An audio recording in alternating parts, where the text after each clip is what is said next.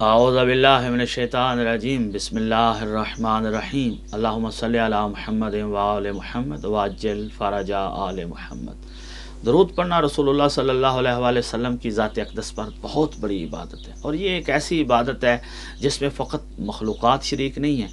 قرآن کی آیت کے مطابق اللہ کی ذات رسول اللہ پر درود پڑھتی ہے، اور رسول اللہ پر درود پڑھنا اور ساتھ اطرت رسول اور اہل بیت رسول پر درود پڑھنے کا کیا ثواب ہے۔ اور جو شخص رسول اللہ پر تو درود پڑھتا ہے لیکن ساتھ اہل بیت کو شامل نہیں کرتا، اس کا کیا نقصان ہے، یہ آج بیان کرتے ہیں ایک حدیث کی روشنی میں۔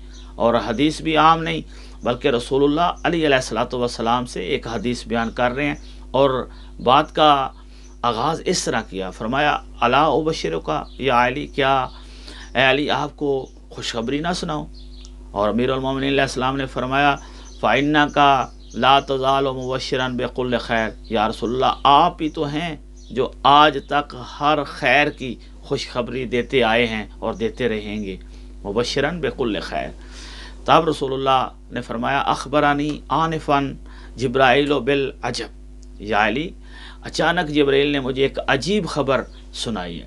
عرض کیا ما اخبرک یا رسول اللہ، کون سی عجیب خبر آپ کو سنائی ہے، آپ ہمیں بتائیں، ہمیں بھی پتہ چلے کہ وہ عجیب خبر کون سی ہے۔ رسول اللہ نے فرمایا جبرائیل مجھے کہہ رہے تھے جو بھی آپ کی امت میں آپ پر صلوات پڑھتا ہے وَأَتْبَعَ بِالصَّلَاةِ عَلَىٰ أَهْلِ بَيْتِي، اور جو بھی مجھ پر صلوات پڑھنے کے ساتھ ساتھ میری اہل بیت کو بھی ساتھ شامل کرتا ہے، اس کو کیا انعام ملتا ہے، کیا اجر ہے؟ فتحت لہ ابواب السماء، آسمان کے دروازے اس کے لیے کھول دیے جاتے ہیں، آسمانی دروازے اس کے لیے کھلے ہوئے ہیں جو رسول اللہ پر اور اہل بیت رسول پر درود پڑھتا ہے۔ فقط یہ نہیں، آسمان کے دروازے اگر وہ گناہ گار ہو تو فرمایا یتحاط عنہ الذنوب، اس سے گناہ ایسے گرتے ہیں کما تحاط الورق عن الشجر، خزاں کے موسم میں جس طرح درخت سے پتے گرتے ہوں۔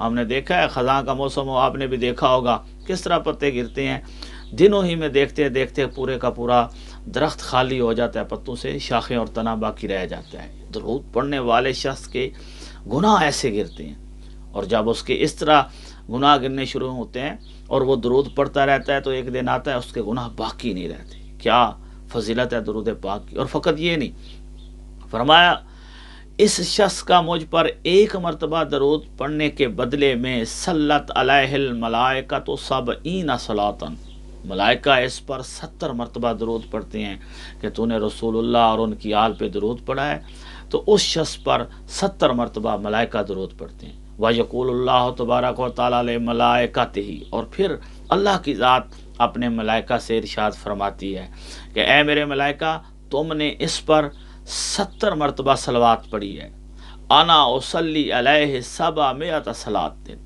اور میں اس پر 700 صلوات پڑھتا ہوں۔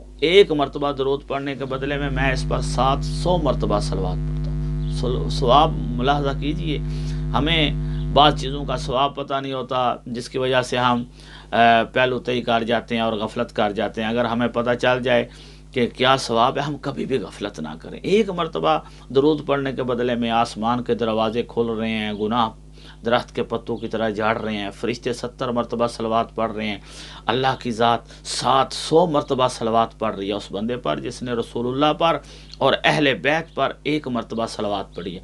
اور جو چونکا دینے والی بات ہے اور باخبر کرنے والی بات ہے وہ یہ ہے کہ فرمایا جو مجھ پر صلوات پڑھتا ہے اور میری آل پر صلوات نہیں پڑھتا، اس شخص کو اللہ کہتا ہے لا لبیک ولا سعدیک، تیری آواز مجھ تک نہ پہنچے اور میں تو اس سے خوش نہیں ہوں۔